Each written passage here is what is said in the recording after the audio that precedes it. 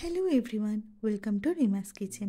আজকে আমি বানাবো পালক ডাল বা পালং শাক দিয়ে ডাল, যেটা কিন্তু ভীষণই হেলদি, টেস্টি আর খুব কম সময়ে তৈরি হয়ে যায়। তাহলে চলুন বানিয়ে নেওয়া যাক। এখানে আমি ইকুয়াল কোয়ান্টিটিতে মুসুর ডাল আর মুগ ডাল নিয়ে নিয়েছি। তো এটা আমি খুব ভালো করে এবার ধুয়ে নেব। দেখুন, ডালটা আমি খুব ভালো করে ধুয়ে নিয়েছি। এবার এর মধ্যে আমি দিয়ে দেবো একটুখানি টমেটো, মানে একটা মিডিয়াম সাইজের টমেটোর থেকে আমি 3টে পোর্শন নিয়েছিলাম, আর একটুখানি পেঁয়াজ, 2-4টে কোয়া রসুন। এবার আমি দিয়ে দেবো ধুয়ে রাখা পালং শাকগুলো। পালং শাকটাকে আমি ছোটো ছোটো রাফলি চপ করে নিয়েছিলাম, মানে ছোটো ছোটো করে জাস্ট কেটে নিয়েছিলাম, সেটা দিয়ে দিলাম। এবার আমি এর মধ্যে দিয়ে দেবো একটু পরিমাণে নুন, হলুদ আর জিরের গুঁড়ো। ব্যাস, এবার পরিমাণ মতো জল দিয়ে একটু সেদ্ধ করে নেব। জলটা কিন্তু বেশি বেশি পরিমাণে দেবেন না, মানে যতটা পরিমাণে দিলে ডালটা সেদ্ধ হয়ে যাবে ঠিক ততটা পরিমাণেই দেবেন, বেশি ওয়াটারি করবেন না। ব্যাস, এখানে এবার ডালটা দেখুন সেদ্ধ হয়ে গেছে, বাট বেশি ওয়াটারিও নেই ডালটা। ঠিক এরকমই ডাল, মানে জলের কোয়ান্টিটিটা আমাদের এরকমই দরকার, বেশি পাতলা করবেন না। এবার একটু ভালো করে আমি ডালটা ঘুটে নেব, দিয়ে এবার ফোড়নের জন্য বসিয়ে দেবো। এবার আমি একটা অন্য কড়াইতে সর্ষের তেল নিয়েছি, আপনারা চাইলে রিফাইন্ড অয়েলও ইউজ করতে পারেন।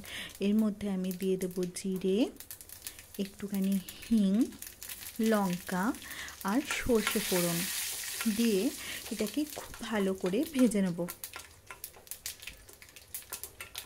খুব ভালো করে ভেজে নেব যতক্ষণে পর্যন্ত খুব সুন্দর একটা গন্ধ আসবে। এবার এর মধ্যে আমি দিয়ে দেবো কারি পাতা। এই ডালটা না, যখন প্রথম আমি ব্যাঙ্গালোরে এসেছিলাম আমার হাজব্যান্ডের সঙ্গে, তখন এবার দিয়ে দেবো আমার একটুখানি লঙ্কার গুঁড়ো। আর লঙ্কার গুঁড়ো দিয়ে ইমিডিয়েট আফটারই ডালটা দিয়ে দেবেন, নাহলে কিন্তু লঙ্কার গুঁড়োটা পুড়ে যেতে পারে। তো হ্যাঁ, যেটা বলছিলাম, আমি যখন প্রথম এসেছিলাম তখন আমার একজন সাউথ ইন্ডিয়ান নেবার ছিলেন, উনি আমাকে প্রথমে এই ডালটা করে খাইয়েছিলেন। তো তারপর থেকেই আমার আর আমার হাজব্যান্ডের এই ডালটা কিন্তু ভীষণ ভালো লাগে।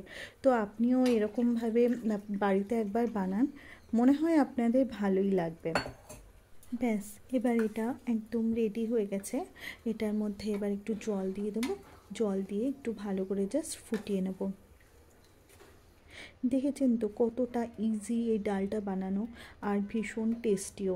আমরাও যখন প্রথমে এই ডালটা খেয়েছিলাম তারপর থেকে আমাদেরও এই ডালটা ভীষণ ভালো লাগে খেতে।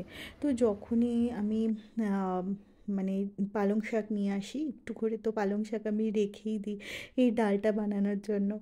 আপনারাও বাড়িতে ট্রাই করুন, আপনাদের নিশ্চয়ই ভালো লাগবে। আমার চ্যানেলটা যদি ভালো লেগে থাকে, আমার রান্নাগুলো যদি ভালো লেগে থাকে, প্লিজ আমার চ্যানেলটা লাইক, শেয়ার, কমেন্ট আর সাবস্ক্রাইব করবেন। Thank you for watching.